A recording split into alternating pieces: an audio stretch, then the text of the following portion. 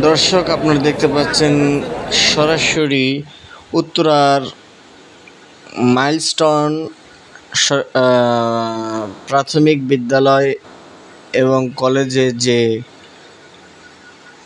প্লেনটি ক্র্যাশ হয়েছে সেই ঘটনাস্থলে হাজারো মানুষের ভিড় লক্ষ্য করা যাচ্ছে। আপনারা দেখতে পাচ্ছেন উক্ত ভিড় থেকে তারা দেখার চেষ্টা করছে এবং সার্বিক পরিস্থিতি পর্যবেক্ষণ করার চেষ্টা করছে।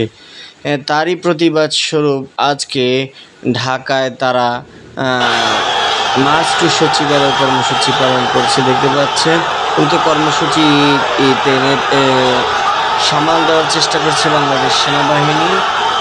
আপনারা দেখতে পাচ্ছেন তারা প্রায় শিক্ষা ভবনকে ঘেরাও করে রেখেছে এবং পুলিশের সাথে হতাহত এবং তারা সচিবালয়ের অভিমুখে তারা সচিবালয়ের ভিতরে ঢুকে পড়ছে দেখতে পাচ্ছেন।